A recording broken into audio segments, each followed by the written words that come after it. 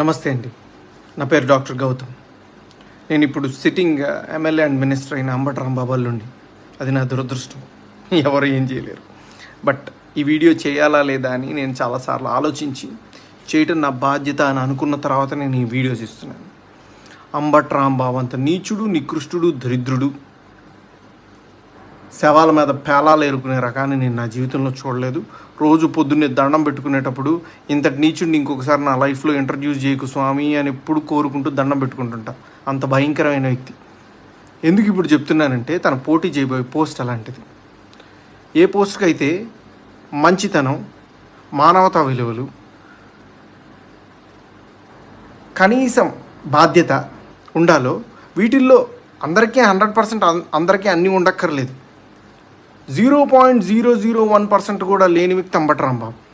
ఇలాంటి వ్యక్తికి ఓటేసేటప్పుడు మనకు తెలియకుండా